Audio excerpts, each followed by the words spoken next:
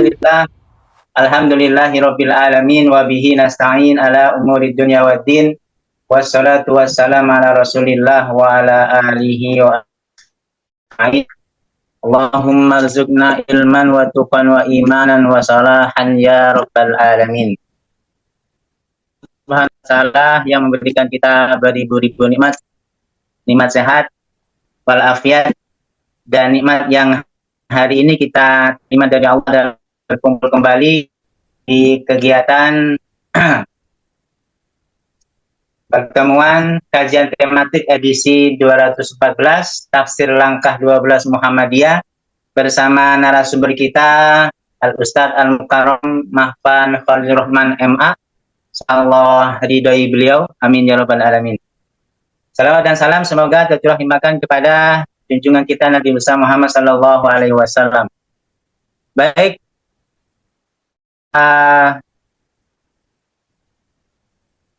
pemirsa yang dirahmati Allah Subhanahu wa taala, sebelumnya yang kami hormati, izin saya membaca teks untuk hal ini. Saya belum hafal nama-namanya, Ustaz. Yang kami hormati Ketua PDM dan PDA Al-Ustaz Kiai Haji Ali Wartadinata, dan juga Ketua PDA Ibunda Nur Hayati, dan rekan sekalian, sebelum kita mengajak ke berikutnya, mari kita al-basmalah. Bismillahirrahmanirrahim.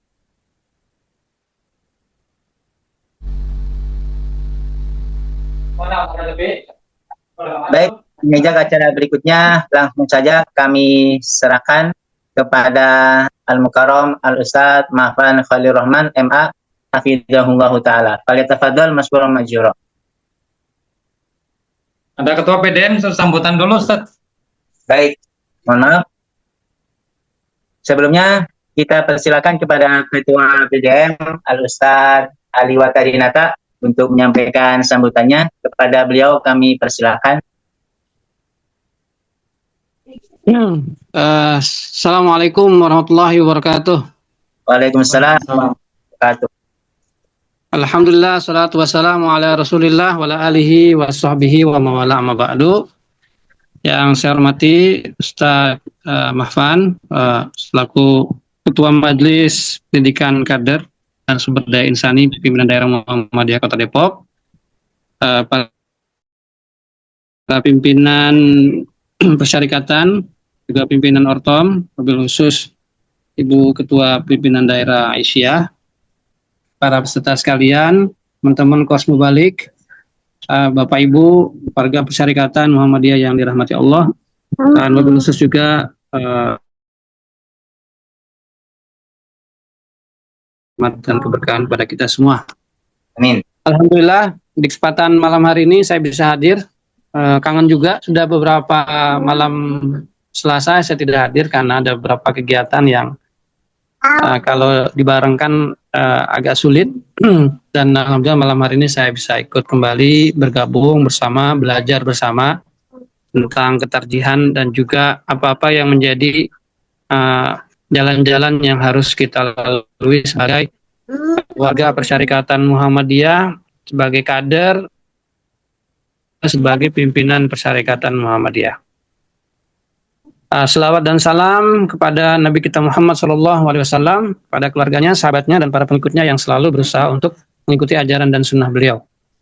Yang saya hormati Ustaz Mahfan dan seluruhnya, malam hari ini kita akan belajar tentang tafsir dari Langkah 12 yang disusun oleh Kiai Haji Mas Mansur, seorang ulama di Muhammadiyah yang dikenal dengan keilmuannya yang luar biasa dan mampu melihat kondisi persyarikatan Muhammadiyah yang kemudian ketika pada saat itu sesungguhnya Muhammadiyah sudah mulai muncul amal-amal usaha yang maju dan amal-amal usaha yang sudah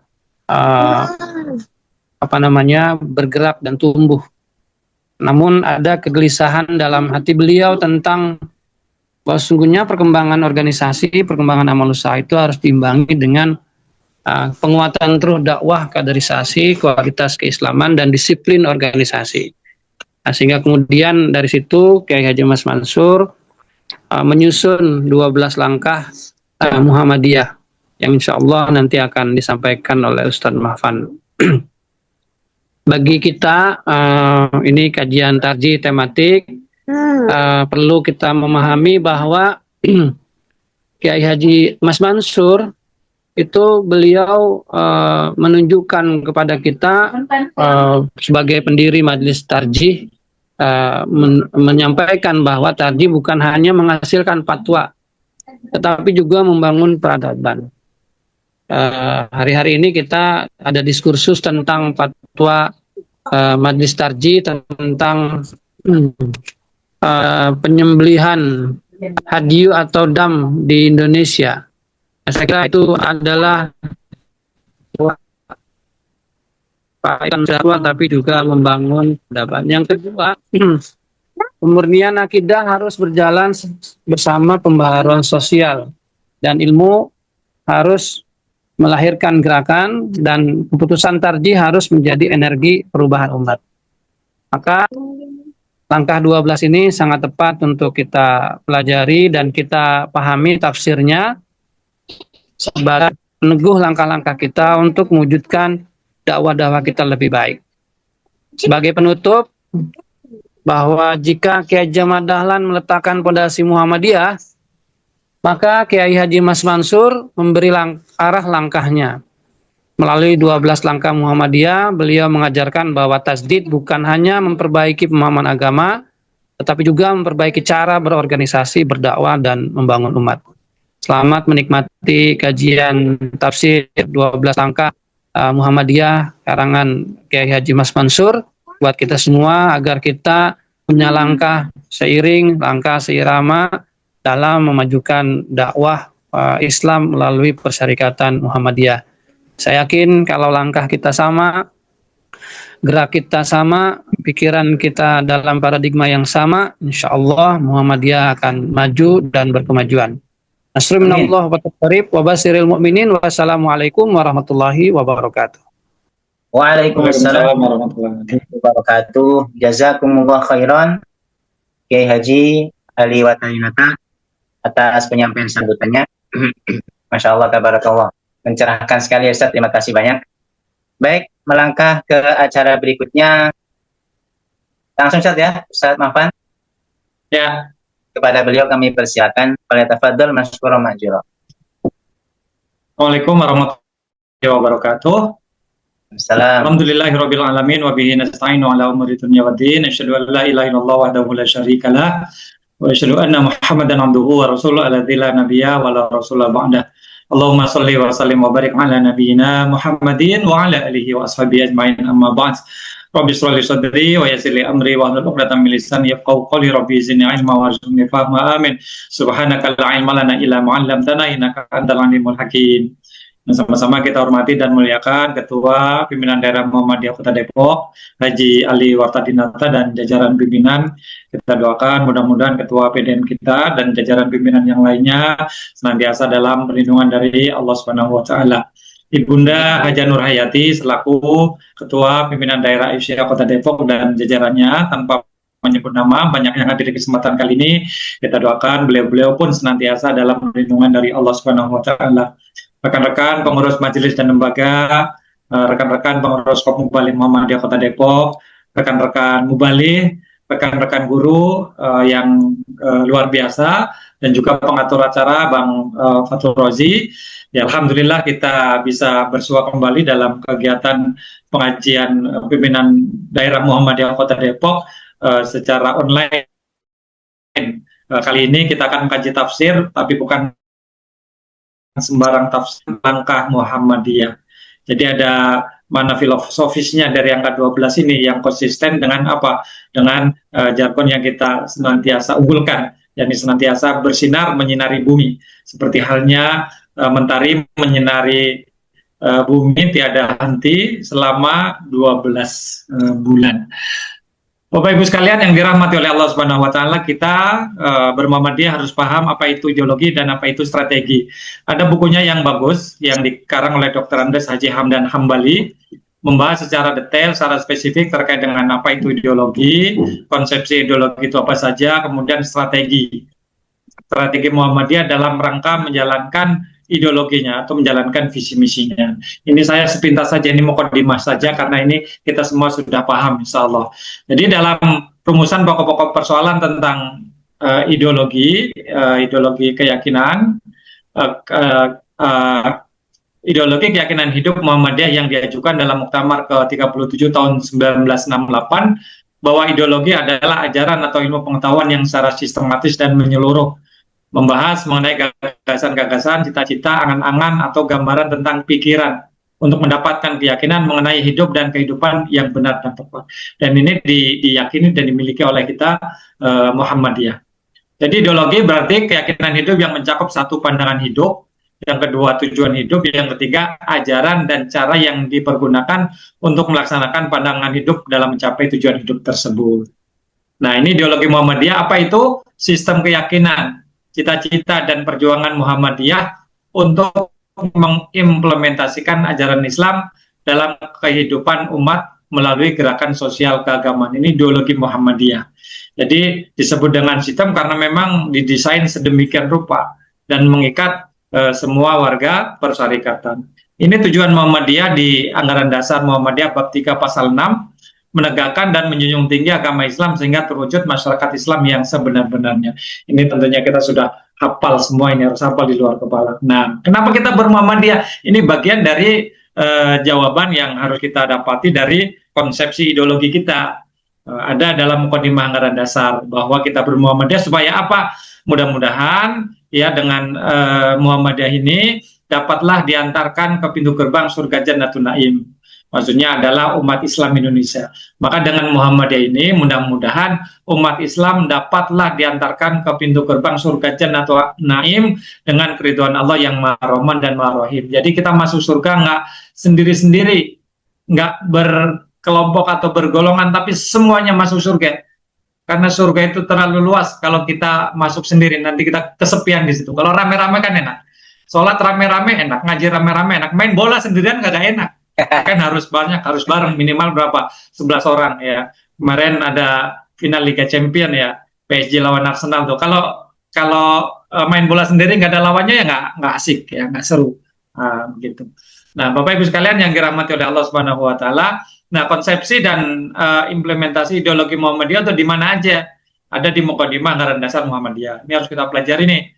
Ada kepribadian Muhammadiyah, ada keyakinan dan cita-cita hidup Muhammadiyah. Kemudian ada pedoman hidup Islami warga Muhammadiyah. Kemudian yang terakhir Risalah Islam Berkemajuan, ini bangunan konsepsi ideologi Muhammadiyah. Jadi konsepsi dan implementasi ideologi Muhammadiyah. Kemudian ada strategi Muhammadiyah. Jadi langkah-langkah, khitoh kalau bahasa Arabnya. Kalau bahasanya orang bingungnya apa itu, Bang Haji? Ya, langkah Muhammadiyah tahun 1938 sampai 1940. Ini yang disebut dengan 12 langkah Muhammadiyah. Kemudian yang kedua, khitoh Muhammadiyah tahun 1956 sampai 1959 disebut dengan khitoh Palembang. Kemudian khitoh Ponorogo, khitoh Ujung Pandang, khitoh Surabaya, kemudian khitoh Denpasar. Ini bagian dari apa? Strategi Muhammadiyah. Gitu. Bapak Ibu sekalian yang dirahmati oleh Allah Subhanahu wa taala, kita beranjak ke strategi pertama dari yang dimiliki oleh Muhammadiyah yang disebut dengan 12 langkah ya. Diinisiasi oleh Kiai Haji Mas Mansur ya. Adalah seorang ulama sekaligus negarawan. Beliau merupakan anggota Badan Pengurus Usaha Persiapan Kemerdekaan Indonesia dan juga Ketua Pengurus Besar Muhammadiyah dalam Kongres Muhammadiyah ke-26 di Yogyakarta pada bulan Oktober 1936.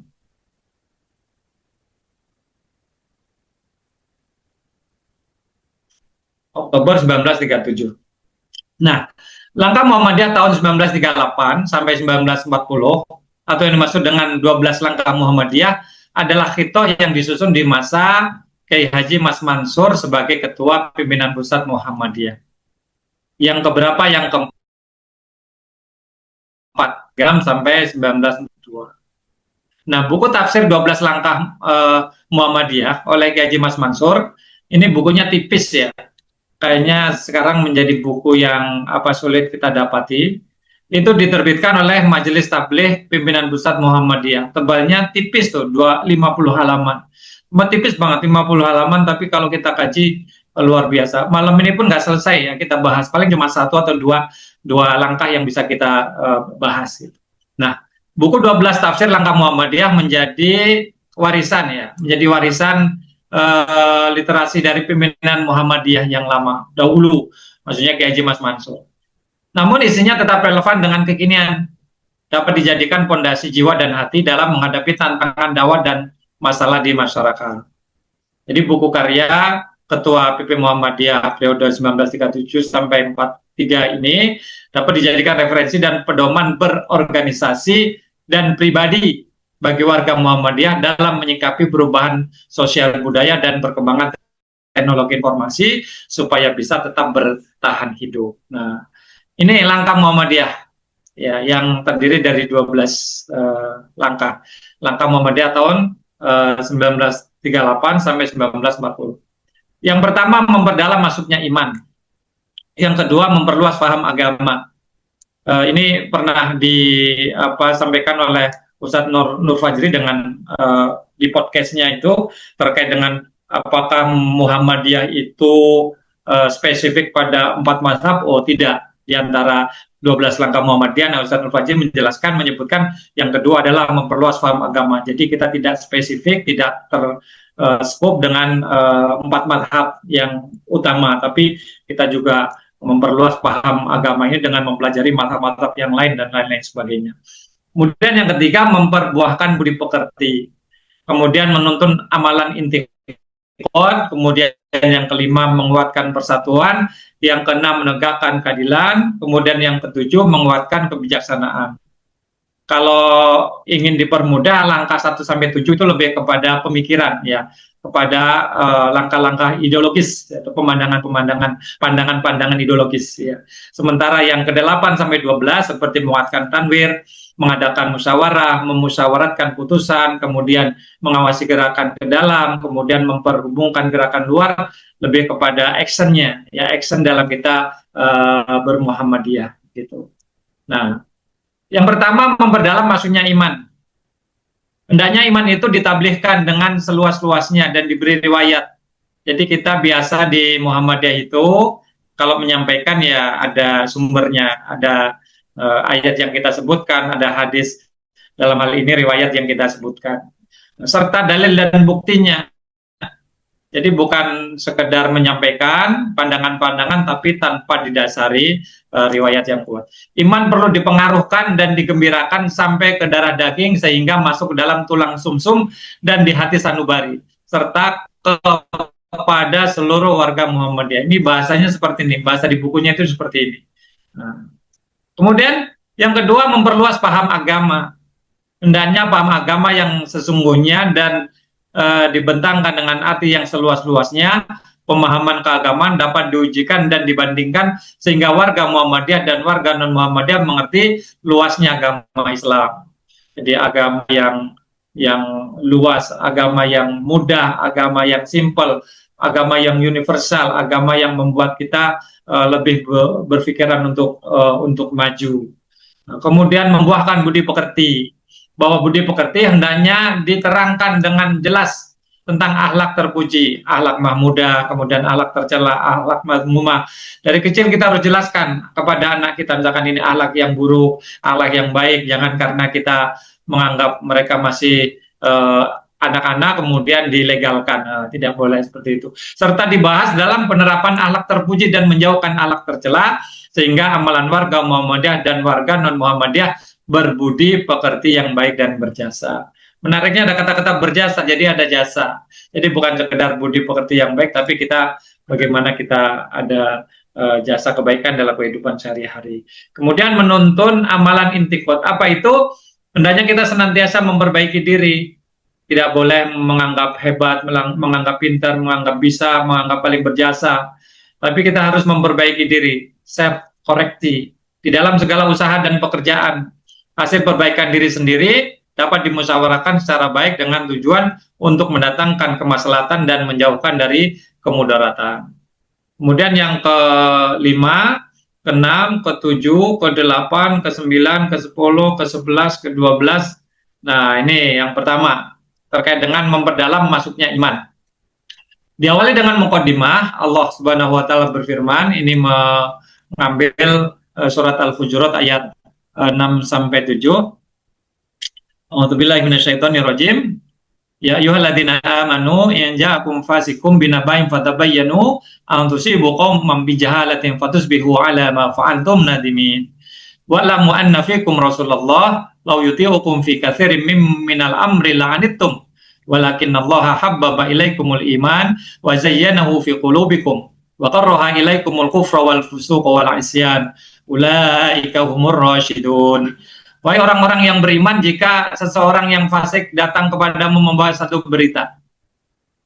Yang menarik ini bahasanya tentang memperdalam masuknya iman, tetapi diawali dengan ayat yang berbicara tentang kabar berita, yang menandakan bahwa di antara cara kita untuk memperdalam masuknya iman itu dengan memberitakan bahwa berita-berita yang baik itu bisa berimplikasi kepada masuknya iman. Seperti halnya kita belajar ya. Belajarkan supaya apa? Menambah iman. Dengan menambah iman akan bertambah semangat kita untuk beribadah. Bertambah semangat ibadah, tentunya kita bertambah semangat untuk apa? Untuk beramal kebaikan. Kalau kita dapati suatu berita yang hoax, yang nggak baik, yang nggak benar, ya udah rusak jadinya. Makanya hal ini penting ya. Menurut Kiai Haji Mas Mansur, penting dalam hal ini memperdalam masuknya iman itu dengan apa? Menyampaikan informasi yang pas, informasi yang tepat. Maka telitilah kebenarannya. Jadi kalau ada berita, apalagi jelas-jelas orang fasik yang memberitakan orang yang tidak jelas ya. Fasik itu artinya sengaja atau terang-terangan atau dengan sengaja melanggar aturan Allah. Tahu haram dilanggar, tahu nggak boleh dikerjakan. Nah itu namanya fasik. Makanya ada mukmin fasik, orang yang beriman tapi dia fasik. Mukmin tapi dia masih mencuri. Mukmin masih bohong, mukmin masih melakukan praktek riba atau lain-lain sebagainya. Itu namanya mukmin fasik. Dia beriman tapi masih melanggar ketentuan Allah. Dia pasti sadar.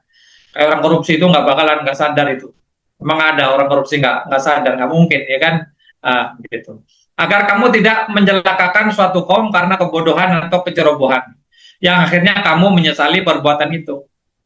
Suatu ideologi, suatu paham itu kan harus ditancapkan, harus dipahamkan, dan itu harus benar adanya. Ideologi yang salah ya parah, karena yang namanya ideologi nggak bakalan mati.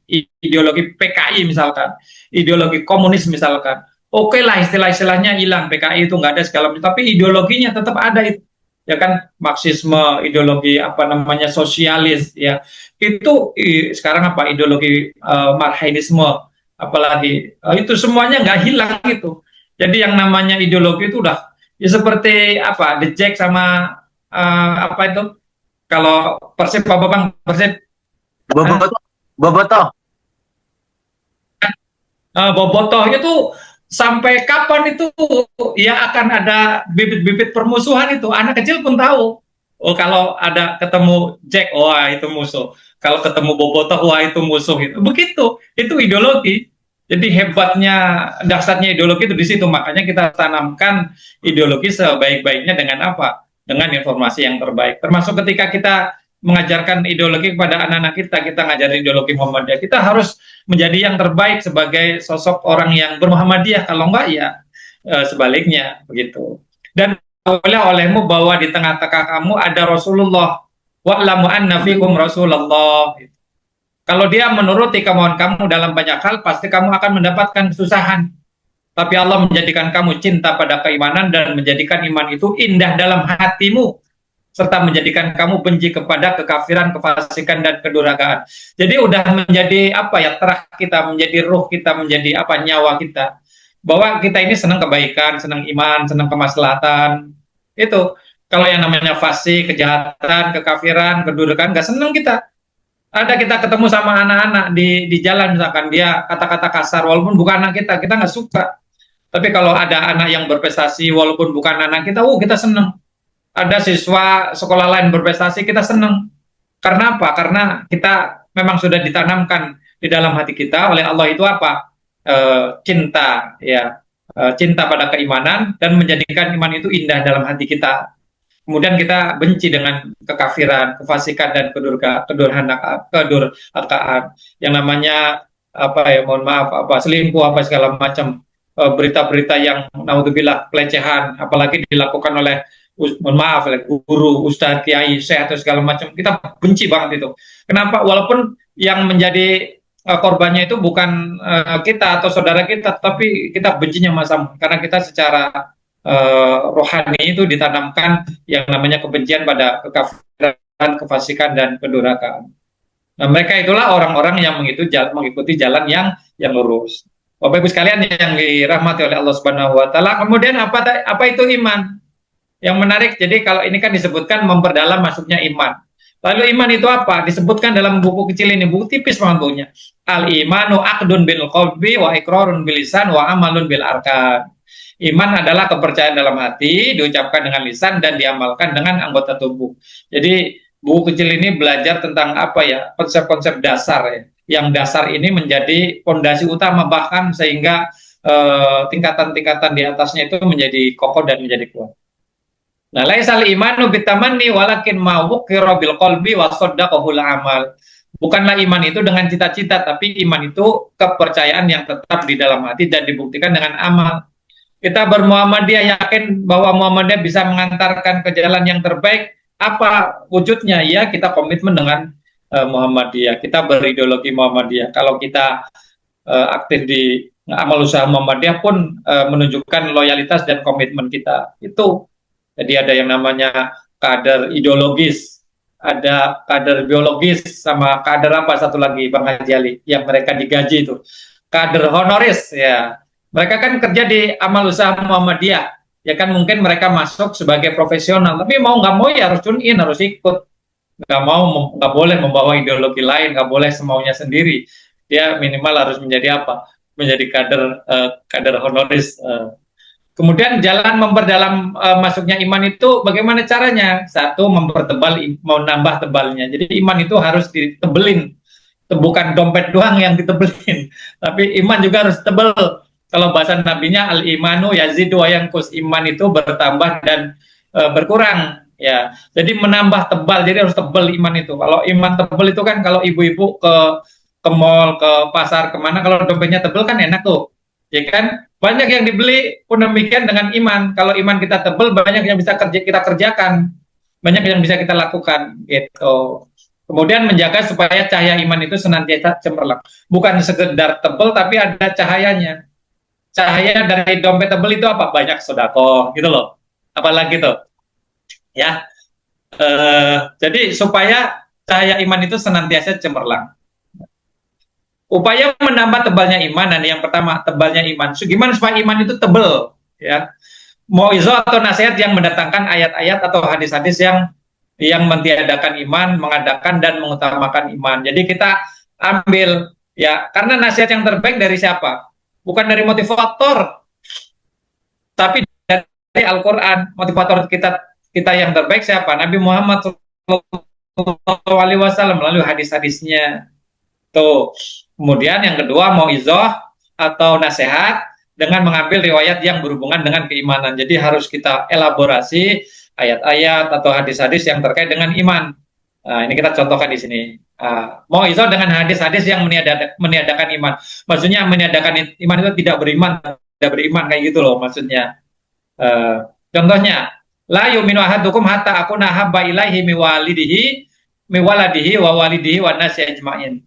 Tidak seorang pun di antara kalian beriman dengan iman yang sempurna sampai lebih dicintainya daripada anaknya, orang tuanya, dan seluruh umat manusia. Gitu. Jadi kita ini tidak beriman, kata Nabi. Maksudnya meniadakan iman itu di sini, la yu'minu. Tidak seorang pun di antara kalian beriman dengan iman yang sempurna sampai aku lebih dicintainya daripada anaknya, orang tuanya, dan seluruh umat manusia. Kemudian hadis la yu'minu ahadukum hatta yuhibba li akhihi ma yuhibbu li nafsi. Tidaklah salah seorang di antara kalian beriman dengan keimanan yang sempurna sampai ia mencintai untuk saudaranya apa yang ia cintai untuk dirinya sendiri. Kalau dirinya suka dikasih hadiah, ya kasih hadiah saudaranya. Kalau dirinya nggak suka disakiti, ya jangan sakiti saudaranya.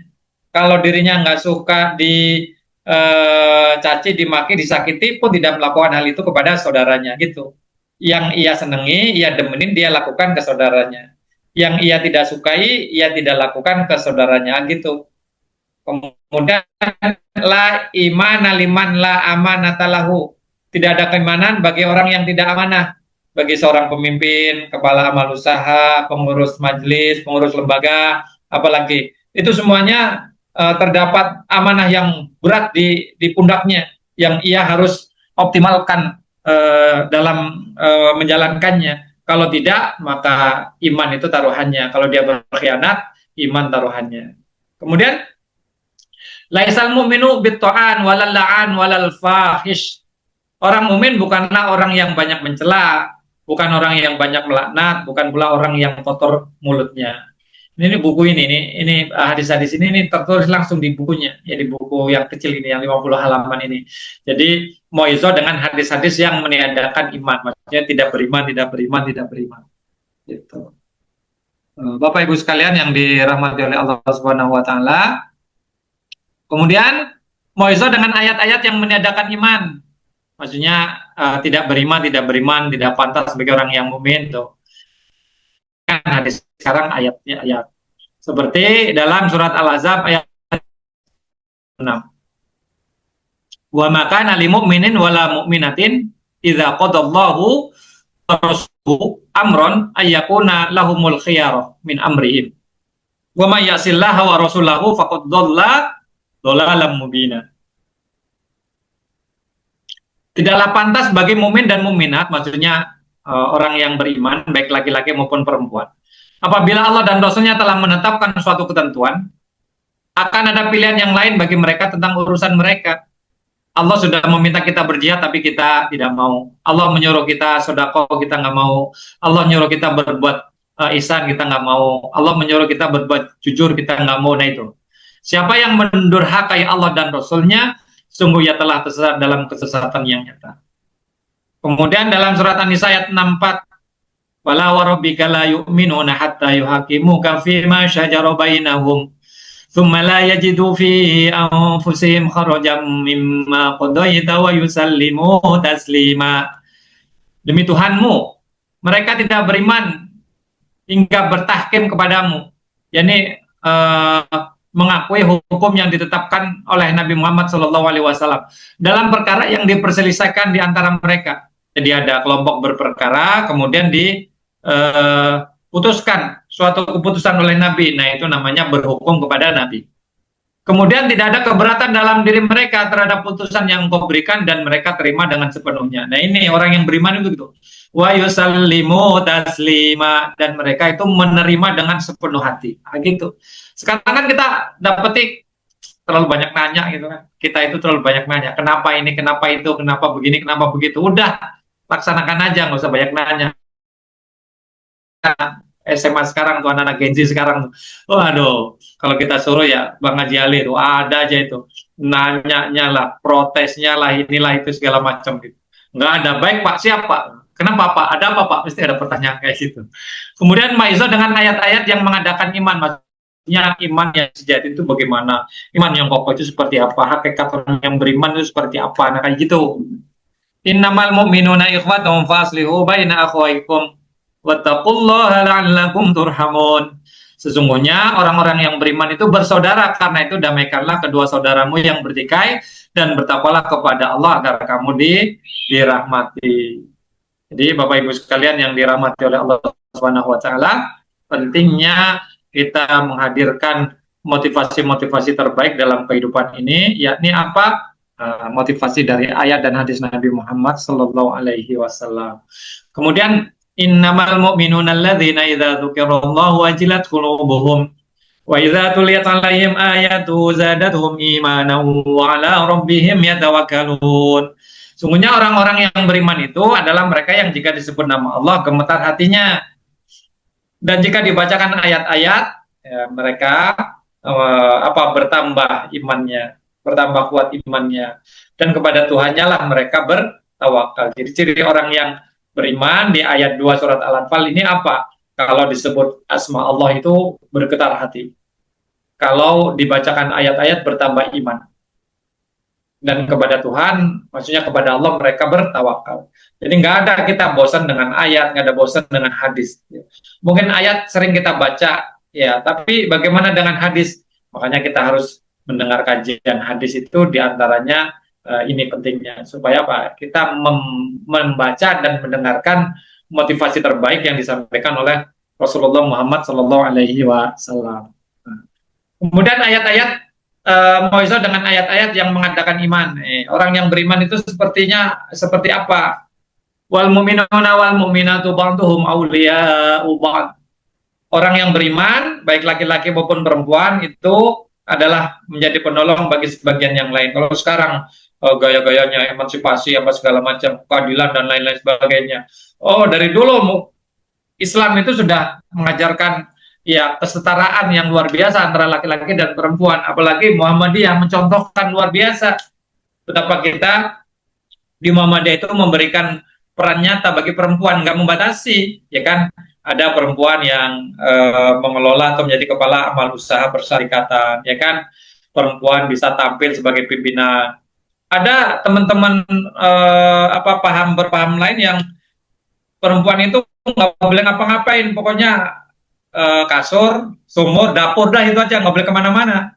Tapi tidak dengan Muhammadiyah.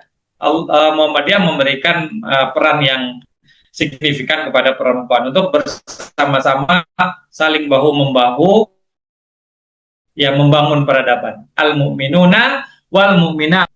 Apa yang mereka lakukan? Yang murun bil ma'ruf wa yanhauna 'anil munkar. Nggak kebayang nih kalau ada pemudi di Nasihatul Aisyah misalkan. Oh, ada yang kurang, ya bukan ada, banyak yang kurangnya. Jadi apa yang dilakukan yang murun bil ma'ruf wa yanhauna 'anil munkar.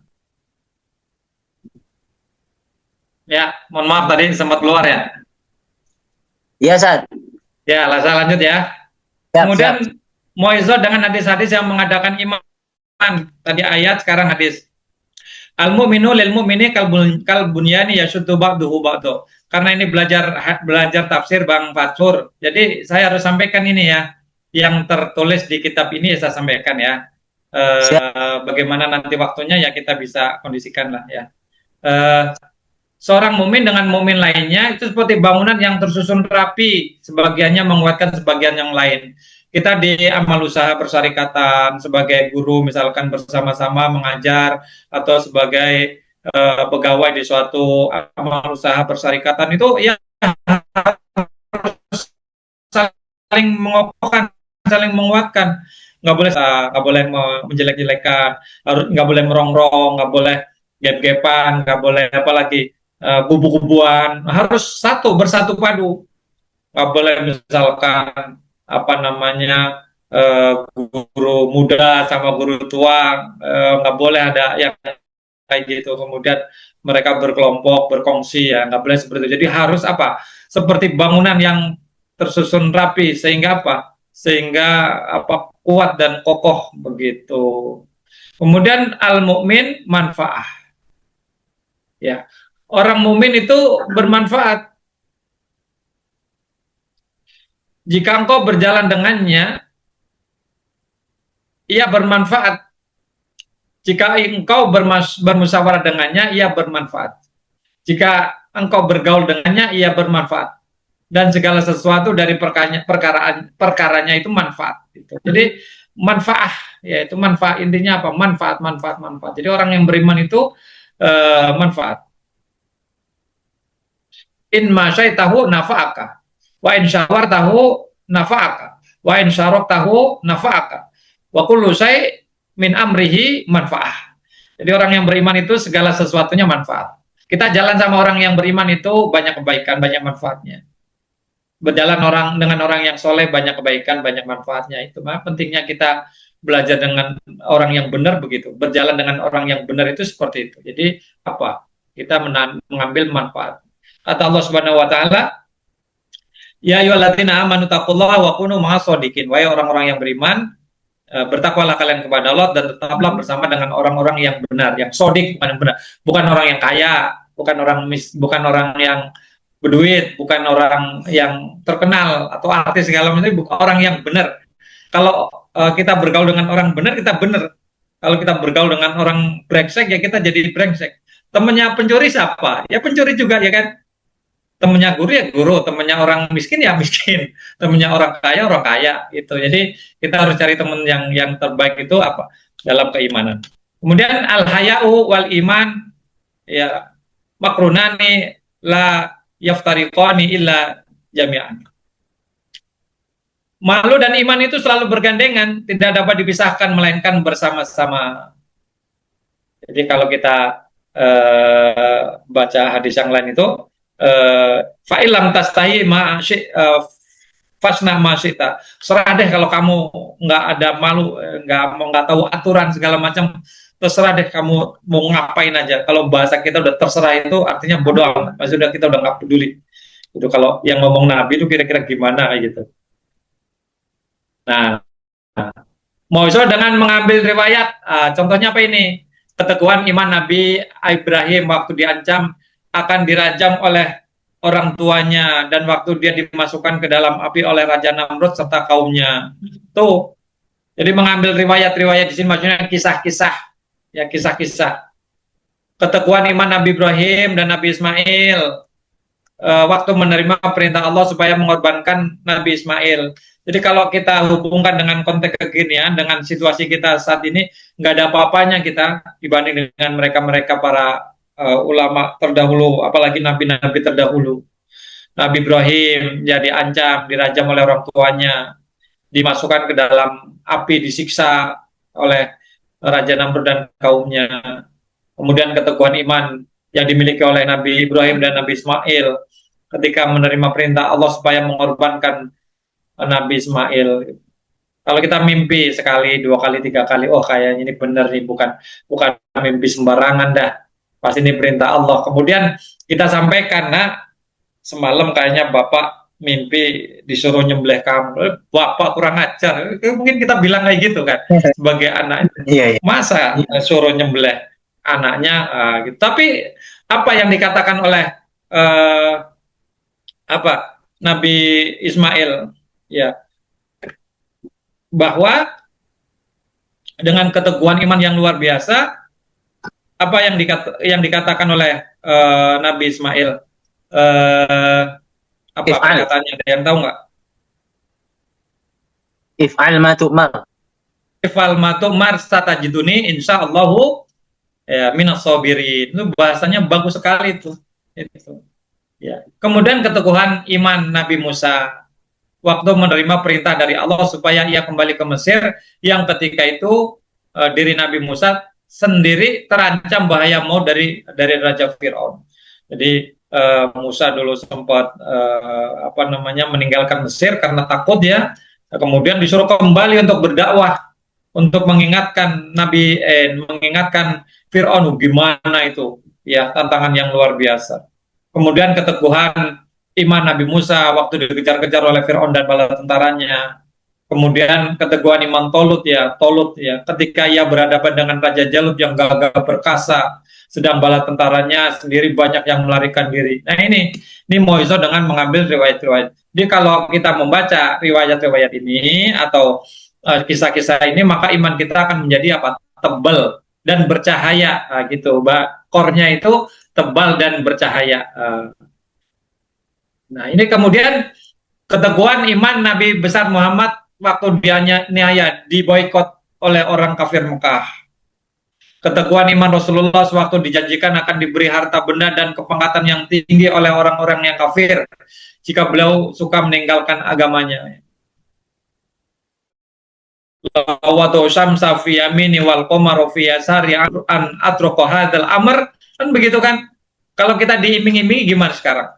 Saya pernah mendapati ceramah yang disampaikan oleh Prof. Haidar Nasir bahwa kita bermuhammadiyah itu, ya komitmen kita bermuhammadiyah itu diuji ketika kritis.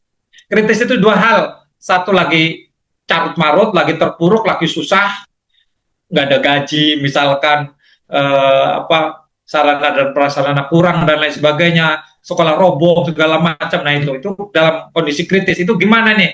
Kita masih tetap di situ atau enggak?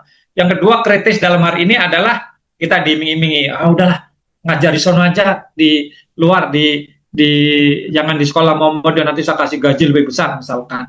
Jangan beraktivitas di Muhammadiyah lah, beraktivitas di yang lain, nanti saya kasih dudukan dan lain-lain sebagainya. Nah itu namanya dalam kondisi kritis yang kedua. Dalam arti apa? Iming-iming. Nah Nabi itu diiming-imingi gitu. Wahai Muhammad, kalau kamu berdakwah ini supaya dapat banyak duit, bisa kasih duit ini sebanyak-banyaknya biar kamu jadi orang yang paling kaya. Nabi nggak mau. Kalau kamu berdakwah karena ingin yang mana yang kamu mau, yang paling cantik, mau kamu sebanyak mau, gitu. Tapi Nabi nggak mau. Kalau kamu berdakwah karena ingin kedudukan, kami kasih kedudukan yang tertinggi. Nabi nggak mau. Sampai bilang apa? Kalau sekiranya kalian atau mereka berhasil dan bisa meletakkan apa namanya matahari di tangan kananku dan bulan di tangan kiriku, untuk apa? Untuk aku meninggalkan perkara dakwah ini, maka aku tidak akan meninggalkan sama sekalian gitu. Kemudian keteguhan iman Ali Yasir, itu keluarga Yasir maksudnya, waktu disiksa sebab ia tidak mau disuruh murtad, ya kan? Kemudian keteguhan iman baginda Nabi Muhammad dengan pengikut-pengikutnya waktu Baitur Ridwan, kemudian keteguhan iman Nabi Muhammad dan pengikut-pengikutnya di dalam waktu perang berhadapan dengan kaum kafir dan lain-lain sebagainya. Jadi Mau'izah dengan mengambil riwayat atau apa cerita-cerita atau kisah-kisah, dan ini bukan dongeng, ini bukan Israiliyat, bukan pula cerita atau kabar burung, tapi memang benar-benar adanya tersebut di dalam Al-Quran dan hadis Nabi Muhammad Sallallahu Alaihi Wasallam. Kemudian yang kedua, jalan dalam masuknya iman itu dengan menjaga supaya iman itu senantiasa cemerlang. Nah ini gimana caranya menghindarkan diri dari maksiat? Bagaimana menghindarkan diri dari maksiat? Dengan cara yang pertama, khauf itu rasa takut. Ya. Satu, mengambil ibrah dari orang atau kaum yang berbuat maksiat.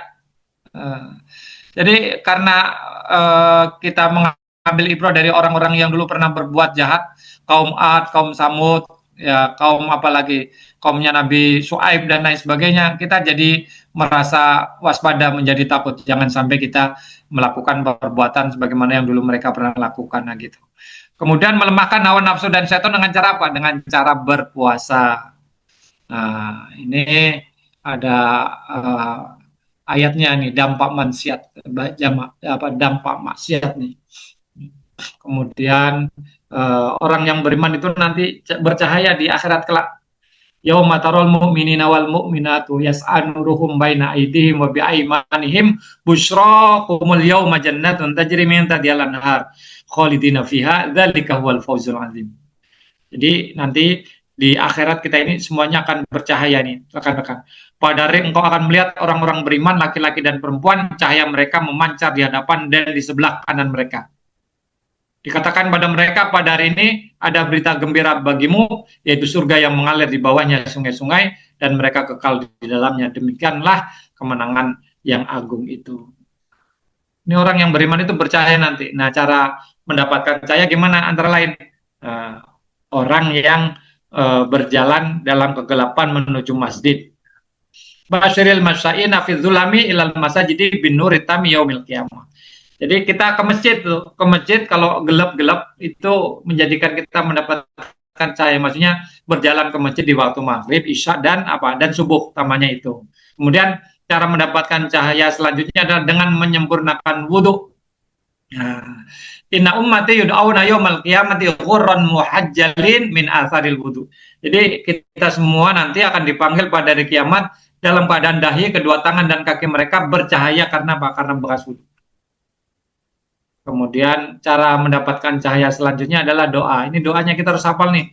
Allahumma ja'al fi qalbi nura wa fi lisani nura wa ja'al fi sam'i nura wa ja'al fi basari nura wa ja'al min khalfi nura wa min amami nura wa ja'al min fawqi nura wa min tahti nura Allahumma ahdini nura. Supaya semuanya itu bercahaya. lisan kita percaya nggak ngomong sembarangan, telinga kita percaya nggak sembarangan dengar, gitu loh.